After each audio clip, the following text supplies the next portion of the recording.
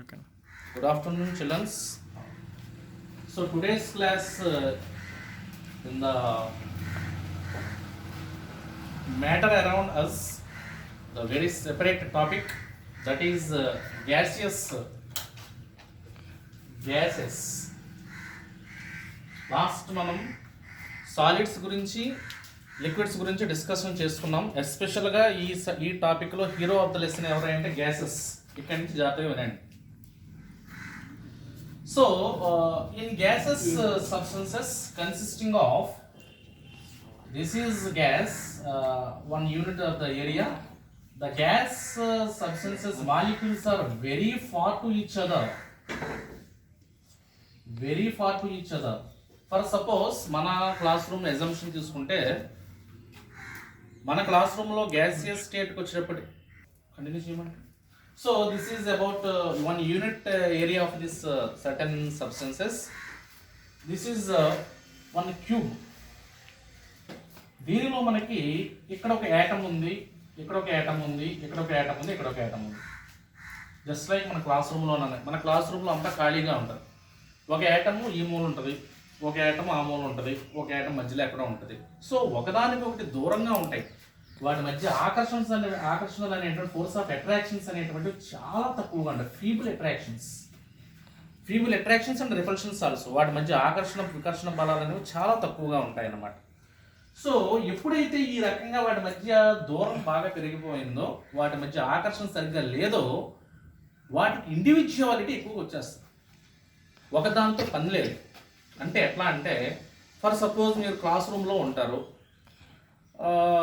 Bye అయినా girl అయినా మీ respect ఏదో ఒక ఫ్రాగ్రెన్స్, ఒక మంచి వాసన, ఏదో మల్లెపూలతో వచ్చేటువంటి వాసన, మీ స్టూడెంట్ ఫ్రాగ్రెన్స్ బాడీ స్ప్రే కొట్టుకుని ఏదో వచ్చేయండి. క్లాస్ రూమ్లో రాగానే, ఈ ఫ్రంట్ ఎంట్రన్స్ దగ్గర రాగానే, ఆ చివర ఉండేటువంటి క్యాండిడేట్ ఎవరైతే ఉన్నాడో, ఈరోజు మంచి మంచి బ్యూటిఫుల్ స్మెల్ వచ్చింది ఏంటనే ఒక్కసారిగా వాడి యొక్క రెస్పాన్స్ చెప్తూ ఉంటాడు. పక్కన కిలికేస్తూ ఉంటాడు, లెసన్ చెప్తున్నాడు.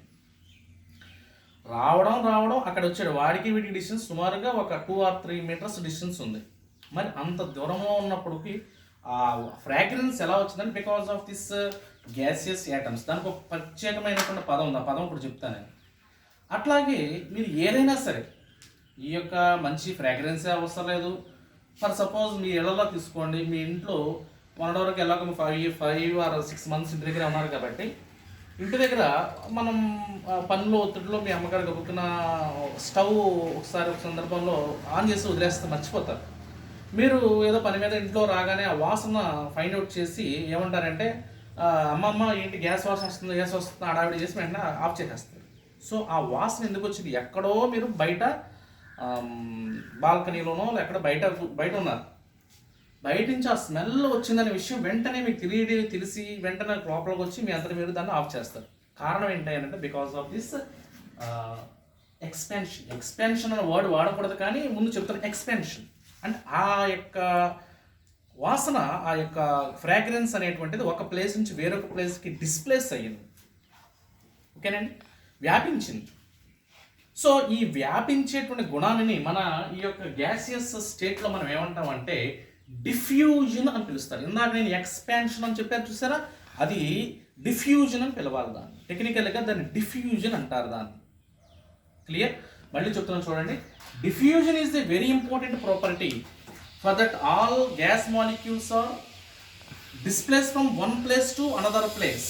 ఒక ప్లేస్ నుంచి వేరొక ప్లేస్కి డిస్ప్లేస్ అవుతుండేటువంటి ప్రాపర్టీని, ధర్మాన్ని డిఫ్యూజన్ ప్రాపర్టీ అని పిలుస్తారు. దాన్ని ఈ డిఫ్యూజన్ ప్రాపర్టీ అనేటువంటి ఉండడం వల్ల మనకి ఎక్కడో సుదూరంలో ఉండేటువంటి అది ఫ్రాగ్రెన్స్, మంచి ఫ్రాగ్రెన్స్ అయినా, లేదన్నట్లయితే బ్యాడ్గా ఉండేటువంటి చెడు వాసన అయినా సరే, ఏదో మురికి వాసన, బయట ఏదో మురికాలు ఉందనుకోండి, మురికి వాసన వచ్చినప్పుడు మనకు తెలియకుండా ఆటోమేటిక్గా కచ్చి పెట్టుకుంటాం. లేదా మంచి వాసన వచ్చింది, భలే స్మెల్ వస్తుందా, అగరబత్తి స్మెల్ బాగా వస్తుందా అంటాం. అంటే ఏంటంటే because of this diffusion property. మనకు తెలియకుండానే కెమిస్ట్రీ గురించి మాట్లాడతాం. Diffusion property, because of the diffusion the atoms are the molecules are displaced from one place to another place. ఈ డిఫ్యూజన్ ప్రాపర్టీ అనేటువంటి గ్యాసియస్ మాలిక్యూల్కి ఒక్కదానికే ఉంది. అందువల్ల నేను ఇక్కడ దీని గురించి చెప్పాను. ఈ వాటర్కి అంటే లిక్విడ్స్ కానీ సాలిడ్స్ కానీ ఈ యొక్క డిఫ్యూజన్ ప్రాపర్టీ అనేటువంటిది లేదు. ఎందుకు లేదంటే the atoms are very close to each other. ఆ యొక్క సాలిడ్స్లో ఉన్నవండి, లిక్విడ్స్లో ఉన్నవండి, యాటమ్స్ అనేటువంటి compared to gaseous molecules they are closer. అవి వీటితో పోల్చున్నట్టు దగ్గరగా ఉంటాయి. Whereas here the molecules are very far to each other, feeble attractions is there. వాటి మధ్య ఆకర్షణ చాలా తక్కువగా ఉన్నాయి. That's why a special property is having this type of gaseous state. ఈ గ్యాసియస్కి ఒక ప్రత్యేకమైనటువంటి ప్రాపర్టీ ఉంది. దాన్నే మనం ఏమనిపిస్తామంటే right this word that is called is the diffusion property. Diffusion property. So the displacement of లేదా మూమెంట్ ఆఫ్ ఎలా అయినా పర్వాలేదు, the displacement of atoms from place to place.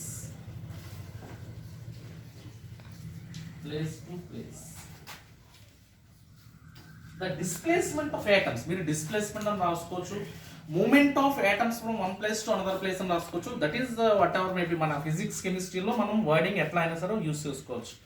So atoms or molecules are displace from one place to another place. ఒక ప్రదేశం నుంచి వేరొక ప్రదేశానికి బదిలీ అవ్వడం వల్ల ఈ యొక్క డిఫ్యూజన్ ప్రాపర్టీ అనేటువంటిది క్యారీ చేస్తాము.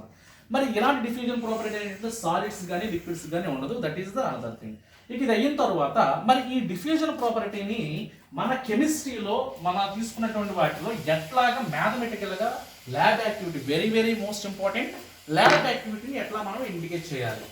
సో అంటే ఇప్పుడు నేను మీకు ఏదో డైలీ లైఫ్ ఎగ్జాంపుల్స్ చెప్పాను. మ్యాక్సిమం మీరు అలర్ట్గా ఉంటే మీకు తెలుసు, అర్థమైపోతుంది మ్యాక్సిమం ఏంటి ఈ యొక్క డిఫ్యూజన్ అనేటువంటిది, ప్రాపర్టీ అనేటువంటిది మ్యాక్సిమం అర్థమైపోతుంది ఆ యొక్క సినారియో. కానీ మన కెమిస్ట్రీలో అలాంటి డైలీ లైఫ్ అప్లికేషన్స్ ఏం లేవు. దీనికి ఒక special type of lab activity ఉంది, ఖచ్చితంగా చదివి తీరాల్సిందే. ల్యాబ్ యాక్టివిటీ అంటే మీ అందరికీ తెలిసినటువంటిది కాబట్టి ల్యాబ్ యాక్టివిటీ డెఫినెట్గా చదివి తీరాల్సిందే. ఏంటి డిఫ్యూజన్ ప్రాపర్టీ ఎలాగా తెలుస్తుంది అన్నట్లయితే, ఫర్ ఎగ్జాంపుల్ ల్యాబ్ యాక్టివిటీ అనేటప్పటికి మనకు మామూలుగా నోట్ చేసేప్పుడు ఒళ్ళు దగ్గర పెట్టి చూసుకోవాలి. ఫస్ట్ ఆఫ్ ఆల్ దీంట్లో ఎయిమ్ అని, యాపరేటస్ అని, కెమికల్ రిక్వైర్స్ అని ఉంటాయి. దాని ప్రకారం రాసుకోవాలి. ఫస్ట్ ఏంటి అంటే ఎయిమ్ రాయాలి. ఎయిమ్ అంటే ఏం లేదు, మనం ఏదైతే ఎక్స్పెరిమెంట్ చేద్దాం అనుకుంటారో, ఏదైతే ప్రూవ్ చేద్దాం అనుకుంటున్నామో that is the aim. So the first aim is defined. Aim is to prove the diffusion property of the gases. Gases ఉండేటువంటి diffusion property ని మనం ఎక్స్ప్లెయిన్ చేయాలి. That is the aim. Next aim తర్వాత chemicals required. ఏమి chemicals కావాలి అన్నట్లయితే hydrochloric acid కావాలి, HCl అంటాం మనం, hydrochloric acid. Then ammonium hydroxide, NH4OH. Sodium hydroxide కూడా ఉపయోగించవచ్చు, కానీ అమోనియం హైడ్రాక్సైడ్ అయితే మనకు వాసన బాగా తెలుస్తుంది. సోడియం హైడ్రాక్సైడ్ అయినా బేసే, అమోనియం హైడ్రాక్సైడ్ అయినా బేసే. Ammonium hydroxide is very good for that smelling పర్పస్లో ఇది ఎక్కువగా యూజ్ చేయడానికి బాగుంటుంది. ఇవి మనకు ముఖ్యంగా కావాల్సినటువంటివి. దెన్ ఇంకొక పాయింట్ ఒకటి కావాలి. దాన్ని మనం ఏమంటామంటే యాక్చువల్గా కాటన్ బాల్స్. బహుశా మీ అందరికీ తెలిసి ఉంటుంది, దూది ఉండలు అంటారు కదా, దూది తెలుసు, కాటన్స్. అలాంటి కాటన్ బాల్ అంటే ఏం లేదు, దూది ఉంటుంది కదా, ఆ దూది అనేటువంటివి బాగా వంట చేసి ఒక 2 కావాలి మనకి. That's all. ఇవి 2 ఇవి కావాల్సిన కెమికల్ రిక్వైర్స్. ఇక్కడ మరి ఇక డిస్క్రిప్షన్ అంటే ఏం తీసుకుంటాం, అసలు ఏం చేస్తాం మనం, ప్రొసీజర్ వేరు, డిస్క్రిప్షన్ వేరు. ఏం చేస్తాం? First of all we have to take a long retard plastic or any type of a transparent glass tube. It is the first point. And then this 2 ends are fitted with the 2 types of cotton balls. ఈ రెండిటిలో చివరి భాగాన cotton balls అన్నాను కదా, ఈ cotton balls లోపల బాగా అసలు అటువైపు ఏమి రాకుండా ఉండే విధంగా మనం దీన్ని ఇన్సర్ట్ చేయాలి. డిస్క్రిప్షన్ చెప్తున్నా, ప్రాసెస్ చెప్పట్లేదు. దెన్ ఇది అయిన తర్వాత in between then HCl hydrochloric acid and sodium hydroxide inserted. వాటి మధ్య అది ఎలా ఇన్సర్ట్ చేయాలో తర్వాత చూద్దాం. ముందు మాత్రం డిస్క్రిప్షన్ ఉన్నాయి. ఈ రెండింటి మధ్యలో HCl sodium hydroxide, ammonium hydroxide అనేది యాక్చువల్గా ఇన్సర్ట్ చేయాలి. This is our description. Then coming to that of process, last one process. ఇక్కడ ఏం జరుగుతుందో చూద్దాం. ఏంటంటే first of all we have to take a long glass tube, పొడవైనటువంటి ఒక గాజు గొట్టాను తీసుకుంటాం. ఈ యొక్క గాజు గొట్టానికి రెండు ఎండ్స్ కూడా ఓపెన్ ఎండ్స్, అంటే రెండు చివరి భాగాలు కూడా ఓపెన్ ఎండ్స్, అంటే తెరిచి ఉన్నటువంటి భాగాలు అన్నమాట. So already we have discussed our chemical equipment, that is two cotton balls. ఈ రెండు కాటన్ బాల్స్ అనేటువంటి రెండు దూది ఉండాలన్నమాట. These two cotton balls are, one is soaked with the hydrochloric acid. Soaked means దానికి అంటించడం. జస్ట్ లైక్ ఇప్పుడు ఈ పెన్నుని సోక్ చేయడం అంటే ఏంటంటే డస్టర్తో సోక్ చేయడం అంటే జస్ట్ ఇలా అంటాం, సోక్ చేయడం అనమాట. సోకింగ్ అంటే జస్ట్ దాని మీద పావడం లాంటిది అనమాట, తెలుగులో దాన్ని పావడం అంటాం మనం. సో ఈ సోక్ చేయడం హైడ్రోక్లోరిక్ యాసిడ్తో సోక్ చేసాం. And another second ball is soak with their ammonium hydroxide చేత నేను సోక్ చేశాను. దీస్ టూ బాల్స్ ఆర్, అంటే ఈ రెండింటినీ కూడా these are fitted in both ends of this ends. ఈ రెండు పదార్థాల రెండు యొక్క చివరి భాగాలకి రెండింటికి మధ్యలో చివర ఫిట్ చేస్తాం. ఇక్కడ ఒక HCl పెట్టాం, ఇక్కడ ఫర్ ఎగ్జాంపుల్ HCl ఇక్కడ పెట్టారనుకోండి, ఇక్కడ ఏదో అమోనియం హైడ్రాక్సైడ్ NH4 ఒకటి ఇక్కడ పెట్టాం. ఇక్కడ జాగ్రత్తగా గమనించండి, ఇక్కడ ప్రాసెస్లో మనకి వెరీ కీన్ అబ్జర్వేషన్. ఇక్కడ మనకి అబ్జర్వేషన్స్ రాయాలి. అబ్జర్వేషన్స్ ఏంటంటే after 2 or 3 minutes we have to clean observation of this experiment. ఈ ప్రయోగం 2-3 నిమిషాల తర్వాత అబ్జర్వ్ చేసినట్లయితే a small ring is formed, bright colored small ring is formed nearer to that of our hydrochloric acid. Hydrochloric acid ఉన్నటువంటి cotton బాల్కి దగ్గరలో ఒక తెల్లగా ఉండేటువంటి ఒక రింగ్ లాంటిది, అంటే ఇప్పుడు గాడ్స్ మనం బ్యాంగిల్ పెట్టుకున్నా చూసారా, ఆ టైప్లో ఒక రింగ్ లాగా తెల్లగా ఫామ్ అవుతూ ఉంటుంది.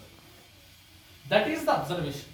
అది దాని యొక్క ఇక్కడ నువ్వు చేసేటువంటి యొక్క అబ్జర్వేషన్స్లో ఏంటంటే నువ్వు చేసేటువంటి మెయిన్గా ఈ వాటిలో అబ్జర్వేషన్స్ చేసిన తర్వాత వాటిలో ఉండేటువంటి థీమ్ ఏంటంటే మనం అక్కడ కంక్లూజన్ చేస్తాం అన్నమాట. ఏంటంటే కంక్లూజను యాక్చువల్గా in our hydrochloric acid is nearer to that of compare to that of ammonium hydroxide, very nearer to that of this hydrochloric acid. Ammonium హైడ్రాక్సైడ్తో పోల్చుకున్నట్లయితే ఈ యొక్క రింగ్కి దగ్గరగా ఎవరున్నారనేది హైడ్రోక్లోరిక్ యాసిడ్ ఉంది. కారణం ఏంటంటే hydrochloric acid is very higher one, చాలా బలమైనది, బలమైనది కాదు బరువైనది. అలాగే అమోనియం హైడ్రాక్సైడ్ తీసుకున్నట్లయితే దీని యొక్క బరువు అనేది దీనికన్నా తక్కువ. అంటే బరువుల గురించి, అటామిక్ వెయిట్స్ గురించి, వాటి గురించి ఇప్పుడు మనకి డిస్కస్ చేయలేను. వాటికి 36.5 ఉంటుంది, ఇదేమో సుమారుగా మనకు ఒక 36.5 కన్నా తక్కువ ఉంటుంది. అందువల్ల ఇది బరువైనది, ఇది బరువైనది కాదు, తక్కువగా ఉండదు. ఫర్ సపోజ్ నన్ను బాగా లీన్గా ఉండేటువంటి ఒక చిన్న పర్సన్ని, ఇద్దరిని కూడా పరుగు పందెం పెట్టారు.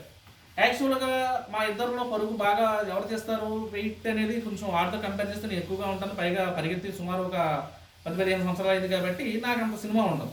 ఆ కుర్రోడు అనేటువంటి వాడు ఆడి యాక్టివిటీయే ఎప్పుడు పరిగెడుతూ ఉంటాం, చేస్తూ ఉంటాడు. కాబట్టి మా ఇద్దరిలో పోల్చుకుంటే ఫాస్ట్గా మూవ్ అయ్యేటువంటి వాడు కుర్రోడు. నేను ఫాస్ట్గా మూవ్ అవ్వలేను, ఎందుకంటే బికాస్ ఆఫ్ హెవియర్ బాడీ. నాకు డైలీ యాక్టివిటీస్ అనేటువంటి వాడుకున్నంత ఉండకపోవచ్చు, అందువల్ల నేను సరిగ్గా పరిగెత్తను. అలాగే ఇది బరువు ఎక్కువ, ఇది బరువు తక్కువ. ఎప్పుడైతే బరువు తక్కువగా ఉందో వెంటనే ఈ యొక్క అమోనియం క్లోరైడ్ అనేది జమ్మున పరిగెత్తేసింది ఇక్కడ వరకు. మరి అదేవిధంగా హైడ్రోక్లోరిక్ యాసిడ్ ఎందుకు కూడా రావాలిగా, మీరు అన్నట్టు అమోనియం హైడ్రాక్సైడ్ అనేది జమ్మని పరిగెత్తింది అలా, అలాగే హైడ్రోక్లోరిక్ యాసిడ్ కూడా పరిగెత్తాలి. కానీ ఇది ఏమో బరువు ఎక్కువగా ఉంది కాబట్టి స్లోగా నిదానంగా ఈడ్చుకుంటూ నా టైప్లో స్లోగా వస్తూ ఉంటుంది. అంటే హైడ్రోక్లోరిక్ యాసిడ్ అనేది నిదానంగా ఇక్కడ వరకు వచ్చింది ఒక 2 seconds or 3 secondsలో. అదే 3 or 2 secondsలో అమోనియం హైడ్రాక్సైడ్ జమ్మని చివరికి వచ్చేసింది, ఎక్కువ డిస్టెన్స్ అనేది తీసేసుకుంది, ఎందుకంటే దాని బరువు తక్కువ ఉంది కాబట్టి. ఇది బరువు ఎక్కువగా ఉంటుంది కాబట్టి తొందరగా వెళ్ళలేదు, స్లోగా ఈడ్చుకుంటా వెళ్ళింది 2-3 సెకండ్లకి. సో ఎప్పుడైతే ఈ యొక్క అమోనియం హైడ్రాక్సైడ్, ఇది రియాక్షన్ అనేది మన కెమిస్ట్రీలో మీ సిలబస్లో ఉండదు, కానీ యాక్చువల్గా ఈ రింగ్లో ఉండేటువంటిది ఇదే ఫామ్ అయ్యేటువంటిది. అది ఒకసారి చూసుకోండి. ఇలా ఉందనుకోండి, ఇలా ఫామ్ అవుతుంది. ఈ ఫామ్ అవుతున్నప్పుడు వీటిల్లో రియాక్షన్లో ఈ OH దీనిని మనం వాటర్ మాలిక్యూల్ కింద తీసేస్తాం, H2O కింద తీసేస్తాం. ఇక ఫైనల్గా ఎవరున్నారు ఇక్కడ, NH4Cl, అంటే this is called as ammonium chloride. ఈ టైప్ ఆఫ్ రియాక్షన్స్ మీ పుస్తకంలో 9th క్లాస్ స్టాండర్డ్ వరకు ఉండకపోవచ్చు, మామూలుగా వినండి. యాక్చువల్గా ఈ రింగ్ని ఏమని చూస్తారన్నట్లయితే అమోనియం క్లోరైడ్ రింగ్ అంటారు. అది ఎలా వచ్చిందంటే ఇలా వచ్చిందన్నమాట. సో ఇక్కడ ఉండేటువంటి OH గ్రూప్ అంటే ఆ హైడ్రాక్సైడ్ OH గ్రూప్, ఇక్కడ ఉండేటువంటి హైడ్రోజన్ రెండు కలిసి వాటర్ మాలిక్యూల్ కింద బయటకు వెళ్ళిపోయి So remaining NH4Cl ammonium chloride is formed. So that's why this ring is called as the ammonia. అందువల్ల వాడి పుస్తకం ఏమంటే a white coloured ammonium chloride ring is form. ఒక తెల్లగా దట్టంగా ఉండేటువంటి అమోనియం క్లోరైడ్ రింగ్ అనేది ఫామ్ అయిందంట. రేపు ఎగ్జామినేషన్స్ మనం ఏమడుగుతారంటే what is the name of the ring is formed in between the hydrochloric acid sodium ammonium hydroxide అని అడుగుతారు. అప్పుడు మీరు అది ఎలా వచ్చిందనేటువంటిది అనదర్ బిజినెస్, కానీ దాని పేరు తెలియాలి. ఆ పేరు తెలియాలి అంటే కొంచెం మరి చదివి బట్టి పట్టేశారని కుదరదు కాబట్టి ఈ రకంగా మీకు ఇంప్లిమెంటేషన్ చేశాను అనమాట. So this is ammonium chloride ring అనమాట. That is the observation. కాబట్టి మీరు అక్కడ అబ్జర్వేషన్లో because of this molecular weight, because of the higher weight, hydrochloric acid is very lower distance is occupied compared to ammonium hydroxide having the very larger distance is occupied. In between them a ring is formed that is called as the ammonium chloride. That's all. అంటే ఇక్కడ ఏం జరిగింది, diffusion జరిగింది. ఇక్కడ నుంచి ఇక్కడికి తాగింది, diffuse అయింది. అలాగే ఇక్కడ నుంచి ఇక్కడికి డిఫ్యూజ్ అయింది. ఇందాక నేను పరిగెత్తున్నాను, అది పరిగెత్తదు, ఏమీ పరిగెత్తడం కాదు, డిఫ్యూజ్ అయింది. The atoms are displaced from one place to another place. అంటే డిఫ్యూజన్ ఫాస్ట్ గా డిఫ్యూజ్ అయింది. ఇక్కడికి ఎందుకు ఫాస్ట్ గా డిఫ్యూజ్ అయిందంటే తక్కువ బరువు ఉంది కాబట్టి. ఇక్కడ నుంచి ఇక్కడికి డిఫ్యూజ్ అయింది. ఎలా డిఫ్యూజ్ అయింది, హెవియర్ మాస్ కాబట్టి, హెవియర్ బాడీ కాబట్టి ఇది స్లోగా డిఫ్యూజ్. ఈ డిఫ్యూజన్ ప్రాపర్టీని అర్థం చేసుకోవడం కోసం ఈ రింగ్ అనేది ఎందుకని ఇదే చెప్పామన్నట్టయితే రింగ్ అనేటువంటిది మన కంటికి కనిపిస్తుంది. నేను ఏదో ఇందాక గార్లెండ్ అన్నాను, లేకపోతే మల్లెపూలు అన్నాను, ఫ్రాగ్రెన్స్ అన్నాను, మీరు ఏమో ఊహించుకుంటారు, దాన్ని ఊహించుకోలేదు. అదే కనుక కళ్ళకు కట్టినట్టుగా ఎక్స్పెరిమెంట్ చేసి చూపించాను అనుకోండి, రైట్ సార్ మీరు చెప్పింది రైటే సార్ అంటారు. నేను ఎగ్జాంపుల్స్ ఏవో చెప్తా ఉంటాను, అదిగోండి ఇదిగోండి ఒక పెట్రోల్ వాసన వచ్చిందంటారు. మీరు ఏం చూసి పెట్రోల్ వాసన అంటే ఏదో అనుకుంటారు తప్ప, అది డైలీ లైఫ్ అప్లికేషన్స్ అయ్యి అది అర్థం చేసుకుంటే సూపర్. అర్థం చేసుకోలేదనుకోండి, ఇలాంటి ఒక ల్యాబ్ యాక్టివిటీ కావాలి. సో 10th మన 9th క్లాస్లో ల్యాబ్ యాక్టివిటీ ఉంది కాబట్టి ఖచ్చితంగా మీరు ఈ ల్యాబ్ యాక్టివిటీని చూసుకోవాలి. So this is about the diffusion property of gases. Okay, thank you class.